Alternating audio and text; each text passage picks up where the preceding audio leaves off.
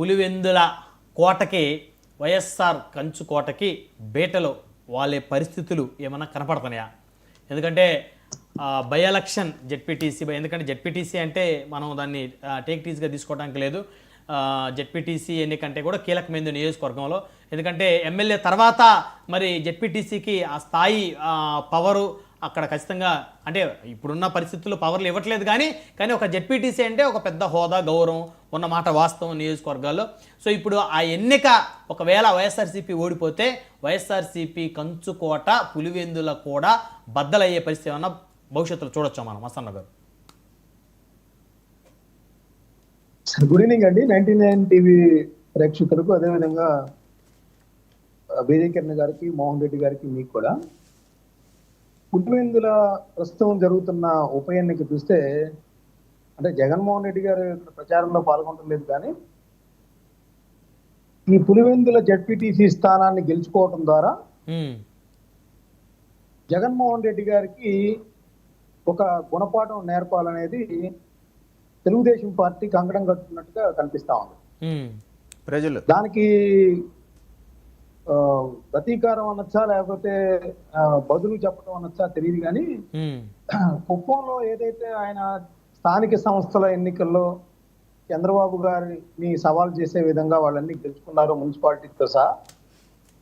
ఆ విధంగా ఇక్కడ అనుకోకుండా బై ఎలక్షన్ రావడం, ఆ బై ఎలక్షన్ లో బీటెక్ రవి గారి సతీమణనే స్వయంగా టీడీపీ రంగంలో దించడం ద్వారా ఏంటంటే, యాక్చువల్గా మొన్న అసెంబ్లీ ఎన్నికలప్పుడు చూస్తే ఈ పులివెందుల మండలానికి సంబంధించి 2166 ఓట్లు దగ్గర టీడీపీకి వచ్చాయి. తెలుగుదేశం పార్టీకి చూస్తే దాదాపు 5800 చిల్లర దాకా వచ్చాయి. ఇద్దరికి చూస్తేనంటే ఇప్పుడు 3780 ఓట్లు తేడా ఉంది నిజానికి. అసెంబ్లీ ఎన్నికల్లో గనక మనం పోల్చి చూస్తే, అంటే ఒక సంవత్సరం 3 నెలల క్రితం జరిగినాయి కదా, కానీ మార్పులు చేర్పులు జరిగి ఉంటాయిగా.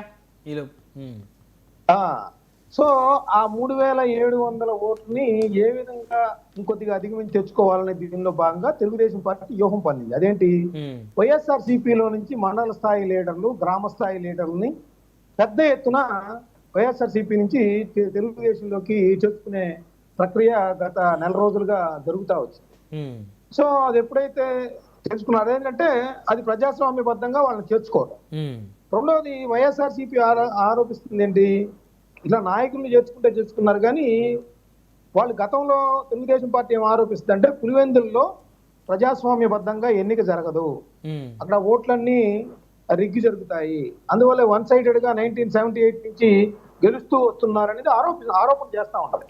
కుప్పంలో వాళ్ళు ఏదో చేస్తారో ఇలానే చేస్తా ఉంటారు. కుప్పంలో ఏంటంటే వేరే రాష్ట్రాల ఓటర్లని, పక్క ప్రాంతాల ఓటర్లు తీసుకొచ్చి చేర్పించారంటారు, వీళ్ళేమో రిగ్ చేసుకుంటారనేది ఆరోపణ వీళ్ళది.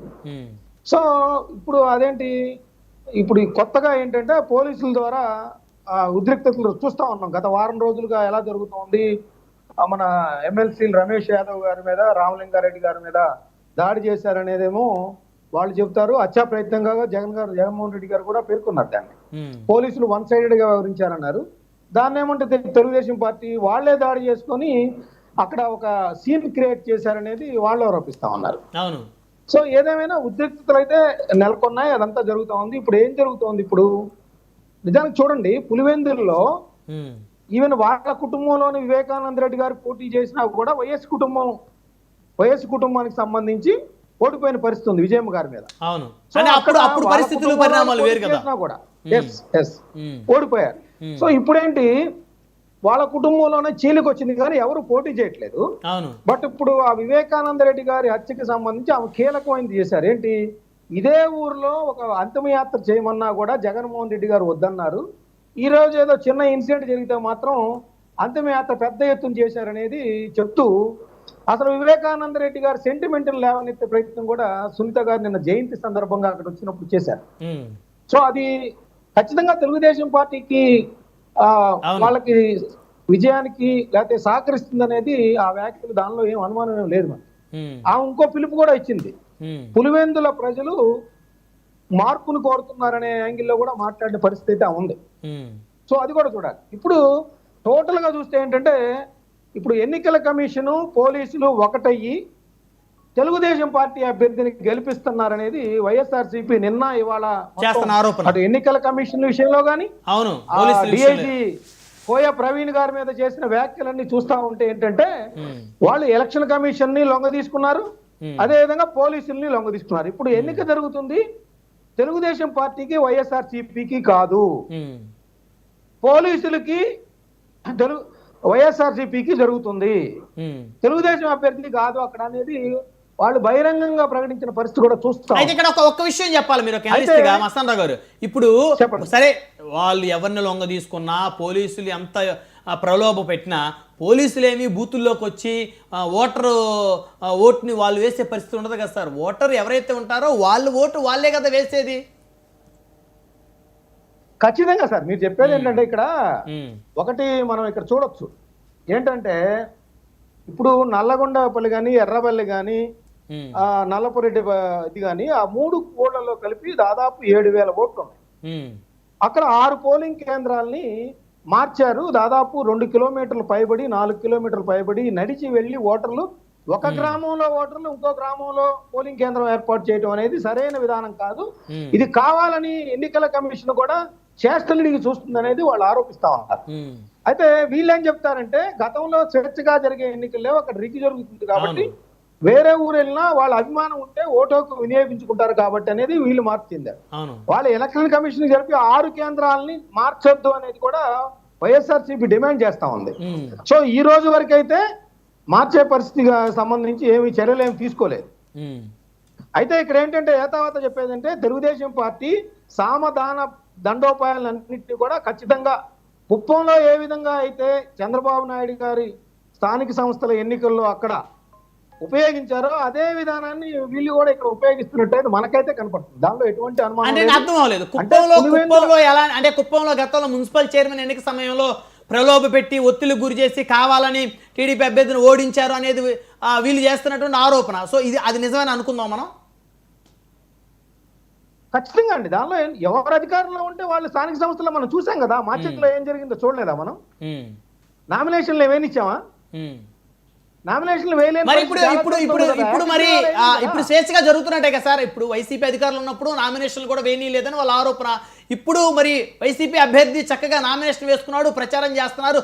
4-5 మాజీ ఎమ్మెల్యేలు, అదేవిధంగా ఒక ఎంపీ దగ్గరుండి అభ్యర్థి కోసం ప్రచారం చేస్తారంటే మరి కొంత అవకాశం, కొంత స్వేచ్ఛ ఉన్నట్టా లేనట్టా? అంటే దానికి పోలిస్తే ఉన్నట్టుగానే వాళ్ళు ఏమంటారు, ఇప్పుడు పోలింగ్ కేంద్రాలని గత 2 దశాబ్దాలుగా అక్కడే ఉంటే ఈ రోజే ఈ బై ఎలక్షన్ లోనే ఎందుకు మార్చాల్సి వచ్చింది అని అడుగుతున్నారు వాళ్ళు. దానికి సమాధానం సరైన ఈసీ చెప్పలే ఈ రోజు కూడా. పోలీసులకు సంబంధించి కొన్ని వ్యాఖ్యలు, అధికారులు చేసిన వ్యాఖ్యలు కూడా వివాదాస్పదమైనవి. సో నేననేది ఏంటంటే, గతంతో పోలిస్తే మీరన్నట్టు కొంత వాళ్ళు ప్రచారం చేసుకుంటానికి వేరే నియోజకవర్గాల నుంచి ఇక్కడికి వచ్చి చేసుకుంటా చూస్తా ఉన్నారు. రాచమల్లి గారు కానీ వాళ్ళ మిగతా వాళ్ళందరూ కూడా అక్కడికి వెళ్ళి ఏం చేస్తున్నారు, కమలాపురం నుంచి రవీంద్రనాథ్ రెడ్డి గారు కానీ, లేదంటే అక్కడ పార్లమెంట్ సభ్యుడిగా ఉన్న అవినాష్ రెడ్డి గారు కానీ మొత్తం ఏం చేస్తున్నారు, రోజు అక్కడే కూర్చున్నారు కదా అందరూ. ఇప్పుడు ఈ తాతంశెట్టి నాగేంద్ర గారు అక్కడికి వెళ్ళారన్నా, మంత్రి సవితా గారు అక్కడ ప్రచారం చేస్తున్నారన్నా, మీరన్నట్టు స్వేచ్ఛగా జరుగుతుంది. ఇంకోటి ఏంటంటే, నేను చెప్తాను, మొత్తం ఎలక్షన్ కమిషన్ సంబంధించి వెబ్ కెమెరాలను అన్ని చోట్ల పెట్టారు, ఎక్కడ ఏం లేదు. పోయినసారి మొన్న ఇక్కడ మాచర్లలో పిన్నెల్లి రామకృష్ణారెడ్డి గారు బూత్ లోకి వెళ్లి పగలగొడితే వెబ్ కెమెరా షూట్ చేసింది. అవును, రికార్డ్ అయింది, అదంతా రాష్ట్రం దేశం అంతా చూసింది అది. సో ఇప్పుడు కూడా ఎవరు అట్లాంటి అక్రమాలకు పాల్పడినా, ఈవెన్ అధికారంలో ఉన్న వాళ్ళు పాల్పడినా, ఎలక్షన్ కమిషన్ అయితే ప్రతి పోలింగ్ కేంద్రంలో వెబ్ కెమెరాలను ఏర్పాటు చేసింది. సో కాబట్టి రిగ్గింగ్ చేయడానికి అవకాశం లేదు. ఖచ్చితంగా లేదు. మహా అయితే ఓటర్లను మభ్యపెట్టే అవకాశం అయితే ఉందేమో గానీ రిగ్గింగ్లకు పాల్పడి దౌర్జన్యాలు చేసే పరిస్థితి పోలింగ్ బూత్లో లేదు. అంటే ఓటర్లని మభ్యపడుతుంటే ఒకటి చెప్తానండి, ఇప్పుడు బెంగళూరులో గానీ అనంతపురం పక్కన జిల్లాలో ఉన్న వాళ్ళకి ట్రాన్స్పోర్టేషన్ సదుపాయం అయితే కల్పిస్తున్నారని వార్తలు వస్తున్నాయి. అవును, అక్కడి నుంచి వాళ్ళు రాను పోను ఛార్జీలు ఇవ్వటం, ఇవన్నీ కూడా రాజకీయ పార్టీలు చేస్తున్నాయి. అది ప్రలోభాలు అందామా, వాళ్ళకి ఓటు హక్కు వినియోగించుకోవడానికి అవకాశం కల్పిస్తున్నారనొచ్చు. ఖచ్చితంగా ఇప్పుడు కొంతమంది ఛార్జీలకి డబ్బులు లేకుండా ఉన్న వాళ్ళు బయట ఎక్కడో హైదరాబాద్, బెంగళూరు, చెన్నైలో కూలి పనుల కోసం నిమిత్తం వెళ్ళి వాళ్ళు ఉంటారు. వాళ్ళు అప్ అండ్ డౌన్ 2,000 3,000 రూపాయలు ఛార్జీ పెట్టి ఓటు వేయాలా వద్దా అనే పరిస్థితుల్లో ఆలోచనలు ఉంటారు. అలాంటి వాళ్ళ కోసం బస్సు సౌకర్యం కల్పిస్తున్నప్పుడు మరి దాన్ని ఏ విధంగా చూడాలో మరి మీరే చెప్పాలి.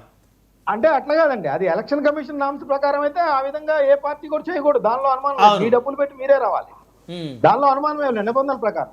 అయితే చూద్దాం, ఇప్పుడు ఎలక్షన్ కమిషన్ అయితే ఖచ్చితంగా చాలా సెక్యూరిటీ పరంగా కానీ భద్రత పరంగా కానీ పోలింగ్ కేంద్రాల్లో స్వేచ్ఛగా ప్రజాస్వామ్యబద్ధంగా ఓటు హక్కు వినియోగించుకోవడానికి అన్ని ఏర్పాట్లు చేసింది. దానిలో ఎటువంటి సందేహం లేదు.